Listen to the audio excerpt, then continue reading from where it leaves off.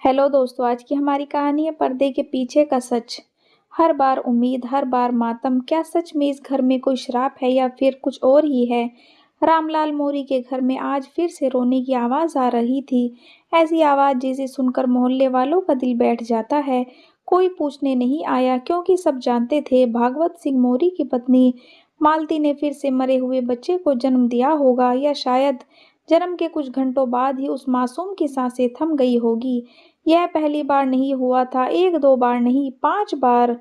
मालती इस घर में बहू बनकर आए 12 साल हो चुके थे। रामलाल मोरी शहर के जाने माने रईस, सैकड़ों एकड़ जमीन, आम नींबू के बाग, 3 बेटियों के बाद जब भागवत का जन्म हुआ था तो जैसे पूरे गांव में दीपावली मनाई गई थी, मिठाइयाँ बांटी गई थी, दान पुण्य हुआ था और भागवत के पहले जन्मदिन पर पूरे गांव को भोज दिया गया था। आज वही रामलाल उन खुशियों को याद करके उसकी आंखें भर आई थी। तभी उसकी पत्नी की आवाज आई, क्या सोच रहे हो? रामलाल ने भारी आवाज में कहा, कुछ नहीं, बहू कैसी है? पत्नी बोली, हमारा दुख कुछ भी नहीं। उसके सामने रो रो कर उसकी आंखों में अब आंसू भी नहीं बचे, बस चुपचाप दीवार को देखती रहती है।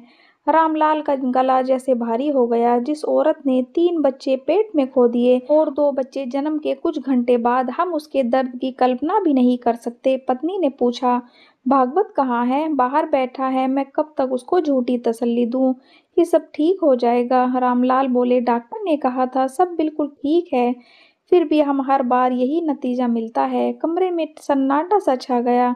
फिर पत्नी धीमे आवाज में बोली, मुझे लगता है हमारे घर में किसी की नजर लग गई है या फिर कोई श्राप है। रामलाल ने गहरी सांस ली, मैं भी यही सोच रहा हूँ। कल कोमल को लेकर तांत्रिक चेतन ब्रह्मचारी के पास जाऊंगा। अब बाबा ही बताएंगे कि क्या दुख है, हमारा क्यों नहीं पीछा छोड़ रहा। क्या सच में इस घर में कोई श्राप था या फिर इस दर्द के पीछे कुछ और छुपा हुआ था? अगले दिन सुबह रामलाल मोरी अपने एक पुराने मित्र के साथ तांत्रिक चेतन ब्रह्मचारी के आश्रम पहुंचे। आश्रम में अजीब सी शांति थी, लेकिन उस शांति के भीतर कुछ रहस्यमय कंपन भी महसूस हो रही थी। मंदिर के भीतर चेतन ब्रह्मचारी पूजा में लीन थे। रामलाल ने सेवक से पूछा, महाराज कब तक दर्शन देंगे? सेवक बोला, आप पहले हाथ पैर धोकर मंदिर में दर्शन कीजिए, महाराज जी को अभी समय लगेगा। रामलाल और उसके मित्र ने मां के दर्शन किए, प्रसाद लिया और मंदिर के बगीचे में जाकर बैठ गए। वहां पहले से कुछ और लोग बैठे थे। थोड़ी देर बाद आपस में बातचीत शुरू हुई। एक व्यक्ति ने पूछा, आप कहाँ से आए हैं? रामलाल बोले, 4 खेड़ा से। और आप? वो बोले, हम भी यहीं पास के गांव से आए हैं, सालों से महाराज जी से जुड़े हुए हैं। फिर एक ने कहा, महाराज जी बहुत पहुंचे हुए संत हैं, गरीबों की मदद करते हैं, कई लोगों की जिंदगी बदल गई है महाराज जी के मार्गदर्शन से। रामलाल के मन में और उम्मीद की एक किरण जागी। अच्छी बात बताई। रामलाल बोले, हम पहली बार आए हैं, शायद हमारी समस्या का कोई हल निकल आए।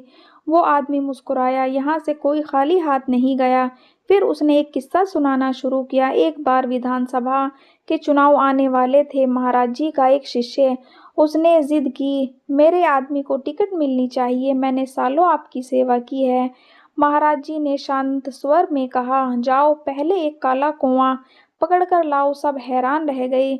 शिष्य चला गया। महाराज जी हंसते हुए बोले, ये नेता लोग हैं, समय से पहले ही सीने पर आ बैठते हैं।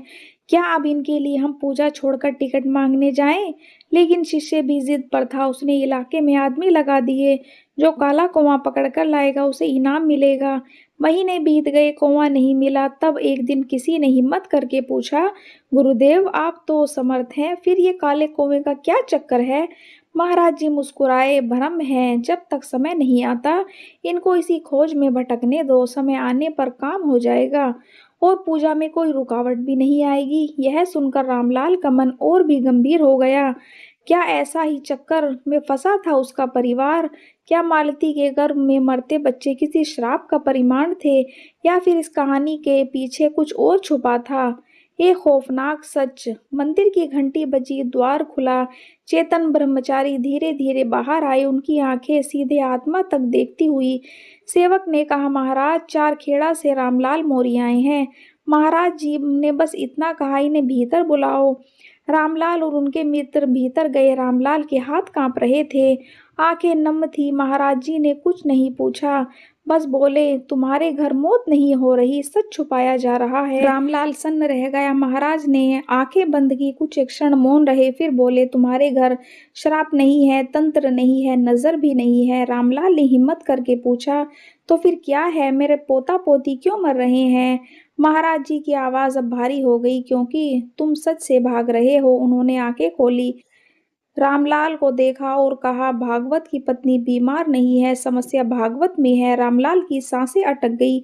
भागवत को एक ऐसी समस्या है जो गर्भ में बच्चे को जिंदा नहीं रहने देती। मित्र ने कहा, लेकिन डॉक्टर ने बताया सब ठीक है। महाराज जी बोले, डॉक्टर ने जो बताया वो अधूरा सच था, और जो छुपाया गया वो पाप है। जब सच समाज से छुपाया जाता है तो सजा कुदरत देता है। रामलाल की आंखों से आंसू बह निकले। महाराज जी ने अंत में कहा, अब कोई पूजा नहीं, कोई तंत्र नहीं, सच स्वीकार करो, इलाज कराओ, घमंड छोड़ो और बहू को दोष देना बंद करो, वरना ये रोने की आवाज कभी बंद नहीं होगी। रामलाल खामोशी से उठे, सर झुकाया और समझ गए। आश्रम से लौटते समय रामलाल मोरी के मन में अजीब सी उथल पुथल मची हुई थी। जिस बात को वो वर्षों से भाग्य और श्राप, ईश्वर की इच्छा मानते हुए आए थे, दरअसल उसके घर के भीतर छुपा हुआ था एक कड़वा सच। दुर्गेश चेतन ब्रह्मचारी की बातों ने उनके विश्वास को झकझोर दिया था और अब वे इस सच से मुंह नहीं मोड़ सकते थे। घर पहुंचते ही रामलाल ने भागवत को अपने कमरे में बुलाया। वातावरण इतना भारी हो चुका था कि जैसे दीवार भी उनकी बातें सुन रही हो। रामलाल भी वहीं चुपचाप बैठे थे। उनकी आंखों में वर्षों का दर्द था, अनकहा प्रश्न भरा हुआ था। रामलाल ने बिना भूमिका बांधे सीधे प्रश्न किया, अब किसी को दोष देने का समय नहीं है, अब केवल सच बोलने का समय है। भागवत का सर झुक गया। कुछ पल वह चुप रहा, फिर कांपती आवाज में उसने स्वीकार किया कि डॉक्टर ने बहुत पहले ही बता दिया था कि समस्या उसमें है, लेकिन समाज, इज्जत और वंश के डर से उसने यह सच सबसे छुपा लिया। उसने सोचा था कि समय के साथ सब ठीक हो जाएगा, पर हर बार उसकी इस चुप्पी की कीमत मालती और उसके जन्मे बच्चे को चुकानी पड़ी है। सुनते ही मालती की आंखों से आंसू बहने लगे। वह बोली, अगर यह सच पहले सामने आ जाता तो शायद वह खुद को दोषी मानकर हर बार नहीं टूटती और उन मासूम की जिंदगियों को इतना दर्दनाक अंत नहीं देखना पड़ता। कमरे में सन्नाटा छा गया, लेकिन वह सन्नाटा अब चीख रहा था। रामलाल की आंखें भर आई। उन्हें समझ आ गया था कि सबसे बड़ी गलती केवल भागवत की नहीं है, बल्कि उनकी है, जिन्होंने बिना जांच पड़ताल किए बहू को दोषी मान लिया और सच जानने की कोशिश नहीं की। उन्होंने मालती के सर पर हाथ रखते हुए कहा, आज से यह घर फिर कभी अज्ञान और झूठ के सहारे नहीं चलेगा। इसके बाद भागवत का सही इलाज शुरू हुआ। शहर के बड़े डॉक्टरों से सलाह ली गई और इस बार किसी भी सच को छुपाया नहीं गया। महीनों बाद जब डॉक्टर ने बताया कि मालती और उसका बच्चा पूरी तरह सुरक्षित है, तब वर्षों बाद उस घर में रोने की नहीं बल्कि खुशी की आवाज गूंजी थी। जिस घर को लोग कभी शापित मानते थे, अब वही घर साबित हो गया था कि सबसे बड़ा श्राप तंत्र या नजर नहीं बल्कि सच से भागना होता है। यह सच स्वीकार कर लिया जाता है तो ईश्वर का रास्ता दिख जाता है। यह कहानी हमें सिखाती है कि हर सुख दुख का कारण ऊपर से नहीं आता, कई बार वह हमारे डर और झूठ से जन्म लेता है। सच कड़वा जरूर होता है, लेकिन वह जीवन को नया रास्ता दिखाता है। कहानी आपको कैसी लगी हमें ज़रूर बताएं। पसंद आई हो तो लाइक, शेयर एंड सब्सक्राइब करें। Thank you.